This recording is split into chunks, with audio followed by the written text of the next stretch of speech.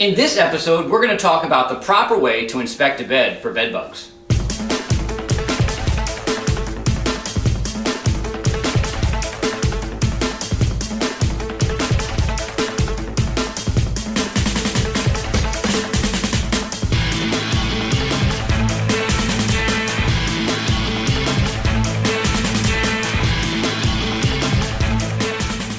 Welcome everybody to Bedbug TV. I'm your host, Jeff White. And in today's episode, we're going to talk about the proper way to inspect a bed for bedbugs.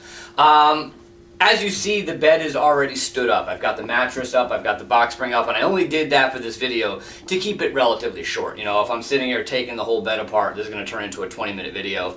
And so I want to keep this brief. And so, obviously, when you go to inspect your bed, the first thing you're going to start with is the sheets that are actually on the bed. Now, you're typically not going to find bugs on the sheets unless you have a more significant infestation.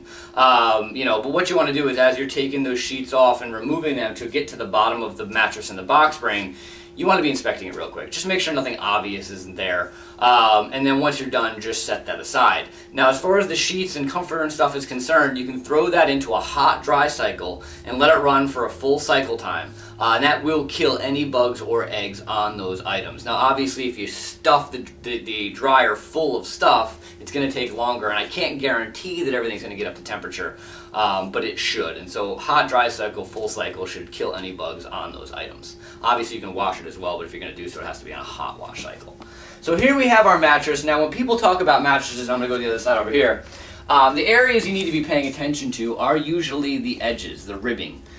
Usually if the bugs are going to be on a mattress, they're going to be sitting along this ribbing line. And so as you know, once you take the sheets off, you're going to inspect the top of the ribbing.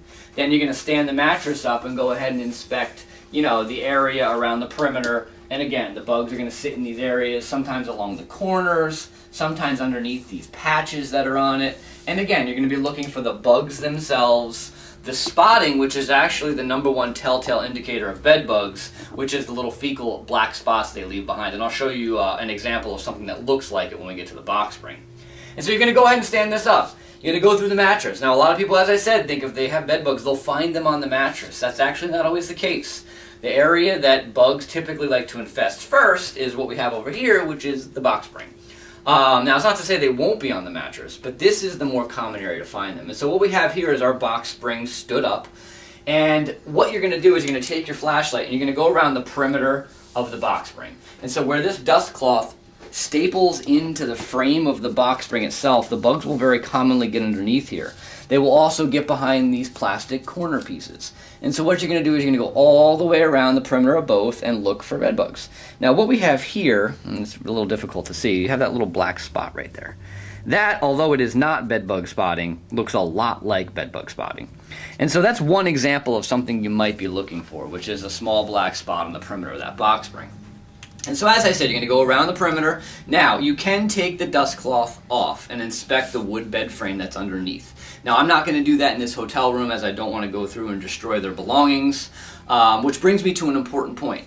If you're doing these inspections in your personal house, you can do what you want in terms of moving things and whatnot.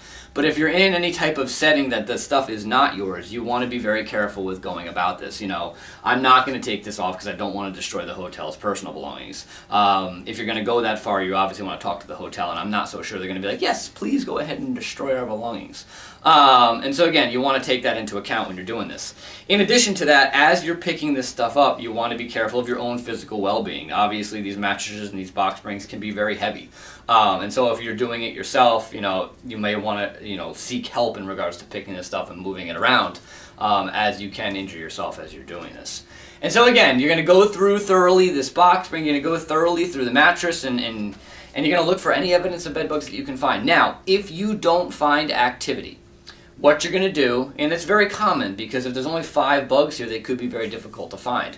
What you want to do if you don't find activity is, of course, you want to do a periodic inspection. So every week or two, you might want to go through this again just to make sure nothing's going on. And then the other option you have is that you can install monitors. in these settings. And so this is an under-the-leg interception device. This is the one that I designed called Blackout, but there are others on the market that you can look at. And these go under the legs of the bed. You can put one of these under each leg, and we know that these will detect 95% or better of all bed bug infestations within about 2 weeks of being installed. And so combining these with a visual inspection is a great way to detect bed bugs. This is a standalone interception device, and this particular one is Volcano, and it has a bedbug lure that you can also purchase, which is called Active. And you can put the Active in the Volcano or in the Blackout if you so desire. And you're going to put 2 of these under the beds themselves, and so one Active Volcano to each side of the head of the bed sitting on the floor.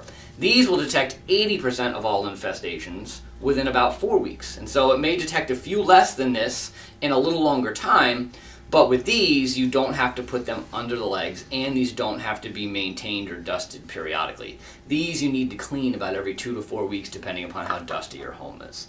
And so the bottom line is that that's how to inspect a bed. If you don't find bed bugs, you can use monitors to help you determine if in fact there is a problem. But either way, that's how to inspect a bed for bed bugs. If you have any questions, please email me, jeff.white@bedbugcentral.com, and I hope to see everybody soon enough.